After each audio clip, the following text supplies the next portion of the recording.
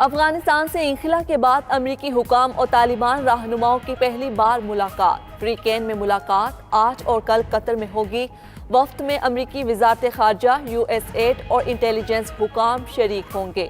خبر ایجنسی کے مطابق امریکی وفد افغانستان سے واپسی کے خواہش مند امریکیوں کے لیے محفوظ راستہ مانگے گا۔ مغوی امریکی شہری مارک فریچر کی بازیابی پر بھی بات چیت ہوگی۔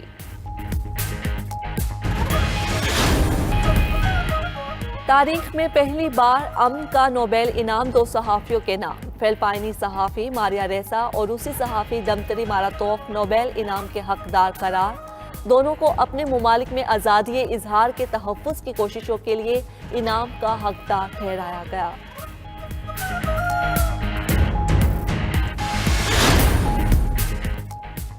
عالمی مارکیٹ میں تیل کی قیمتوں میں اضافے کا رجحان جاری۔ برطانوی خام تیل کی قیمت 44 سینٹ اضافے سے $82.39 فی بیرل ہو گئی۔ امریکی خام تیل $1.05 اضافے سے $79.35 فی بیرل ہو گیا۔ عالمی مارکیٹ میں سونے کی قیمت میں کمی، فی اونس سونا 0.10% کمی سے $1,757.40 پر آ گیا۔ چاندی کی قدر 0.21% اضافے سے $22.71 فی اونس پر پہنچ گئی۔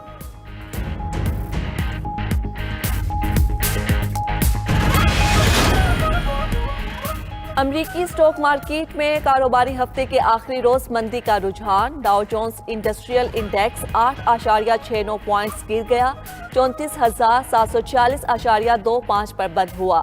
ایس اینڈ پی 500 انڈیکس 4,391.34 پر بند۔ نیسڈی کمپوزٹ انڈیکس میں بھی 74.48 پوائنٹس کی کمی، 14,579.54 پر بند ہوا۔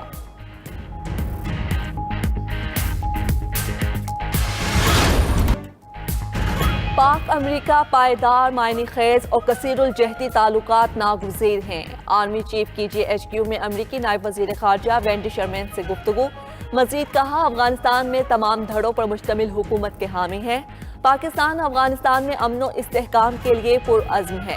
امریکی نائب وزیر خارجہ نے افغان صورتحال میں پاکستان کے کردار کو سراہا اور کہا، پاکستان کے ساتھ علاقائی امن کے لیے کام جاری رکھنا چاہتے ہیں۔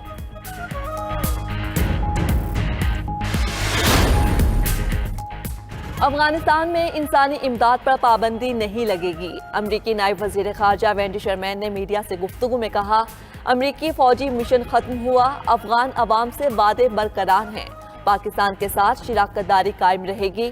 امریکی نائب وزیر خارجہ کی شاہ محمود اور موئید یوسف سے ملاقاتیں۔ وزیر خارجہ نے کہا، نیا افغان سیٹ اپ عوام کی بہتری کے لیے کام کرے گا۔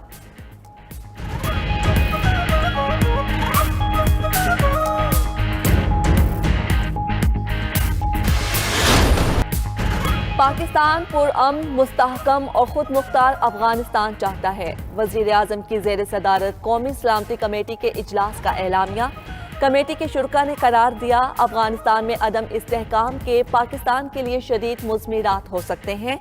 وزیر اعظم نے افغانستان میں خصوصی سیل قائم کرنے کی ہدایت کر دی۔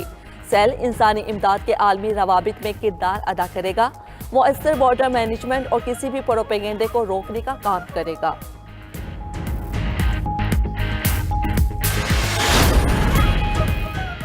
ڈی جی نیب ظاہر شاہ کو ڈپٹی چیئرمین نیب تعینات کر دیا گیا۔ ذرائع کا کہنا ہے، صدر مملکت نے ظاہر شاہ کی بطور ڈپٹی چیئرمین تعیناتی کی منظوری دے دی۔ وزارت قانون و انصاف آج ظاہر شاہ کی بطور ڈپٹی چیئرمین نیب تعیناتی کا نوٹیفیکیشن جاری کرے گی۔ ڈپٹی چیئرمین نیب کی سیٹ 4 اکتوبر کو حسین اصغر کے استعفے پر خالی ہوئی تھی۔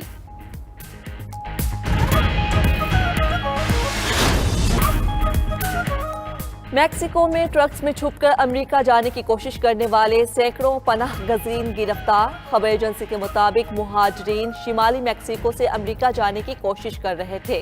گرفتار مہاجرین کی تعداد 600 سے زائد، بچے بھی شامل ہیں۔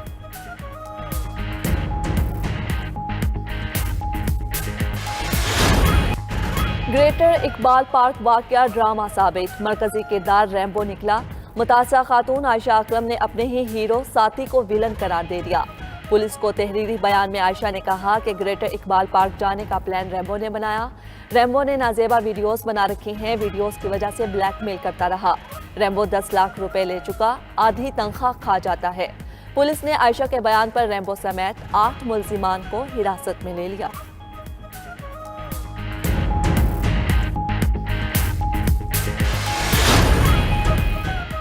बलोचिस्तान की सियासत के लिए अगले चंद घंटे इंतहाई अहम करार। BAP के नाराज अरकान का इजलास, तहरीक के अदम एतमाद या नए पार्लिमानी लीडर्स का फैसला मुतवक्के। गवर्नर बलोचिस्तान ने नाराज सूबाई वुज़रा, मुशीरों और पार्लिमानी सेक्रेटरीज के इस्तीफे मंजूर कर लिए। अपोजिशन जमातों का मुश्तरका इजलास, नाराज अरकान की हमायत का ऐलान। वज़ीर आला से एतमाद का वोट लेने का मुतालिबा।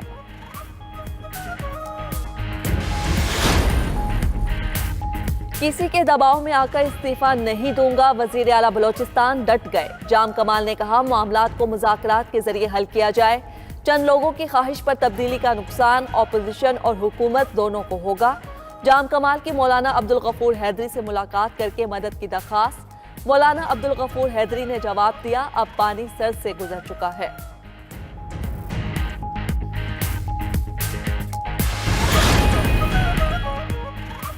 बिजली सारिफीन को 30 अरब का झटका, फी यूनिट ₹1.95 महंगा। नेपरा ने अगस्त की फ्यूल एडजस्टमेंट कीमत में इजाफे की मंजूरी दे दी। अक्टूबर के बिलों में सारिफीन से 30 अरब की वसूली की जाएगी। के इलेक्ट्रिक और लाइफ लाइन सारिफीन पर इजाफे का इतलाक नहीं होगा। वाइस चेयरमैन नेपरा रफीक अहमद शेख का कीमतों में इजाफे के फैसले पर इख्तिलाफी नोट। लिखा, national power control centre merit order की खिलाफ वर्जियों की रिपोर्ट नेपरा को रोजाना भेजने में नाकाम रहा। पाकिस्तान फ्लोर मिल्स एसोसिएशन की हुकूमत को पीर तक की डेडलाइन। एसोसिएशन के चेयरमैन ताहिर हनीफ का कहना है दीगर अजला से 25% गंदुम का कोटा उठाने की शिक को खत्म किया जाए। फ्लोर मिल सरकारी कोटे से गंदुम लेंगे, ना ही मुआहिदा होगा। 20 किलो आटे के थैले की निरखों का असरेनु जायजा लिया जाए। मुतालिबात तस्लीम न हुए तो मंगल से सूबे भर में हड़ताल होगी। T20 वर्ल्ड कप के लिए कौमी क्रिकेट स्क्वाड में 3 तब्दीलियां। सरफराज अहमद, हैदर अली और फखर जमान की कौमी टीम में वापसी। आजम खान और मोहम्मद हसनैन कौमी क्रिकेट स्क्वाड से बाहर। खुशदिल शाह मुतबादिल खिलाड़ियों में शामिल। सुहैब मकसूद की शमूलियत का फैसला तिब्बी एडवाइस पर होगा। ICC T20 वर्ल्ड कप 17 अक्टूबर से 14 नवंबर तक मुत्तहिदा अरब अमारात में खेला जाएगा। इवेंट में पाकिस्तान अपना पहला मैच रवायती हरीफ भारत के खिलाफ 24 अक्टूबर को खेलेगा। PCB का सख्त मौक़िफ़ और पाकिस्तान का अखलाकी दबाव काम कर गया। न्यूजीलैंड को दौरा पाकिस्तान मुलतवी करने पर अपनी गलती का एहसास हो गया।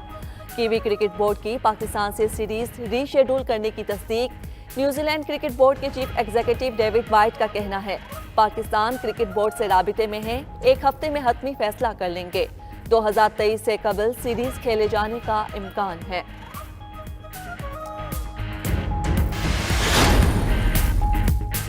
नेशनल T20 में सिंध ने सदरन पंजाब को 45 रन से हरा दिया। 197 रन के जवाब में सदरन की टीम 151 रन पर आउट। सिंध के शर्जील खान की 56 गेंदों पर शानदार सेंचुरी।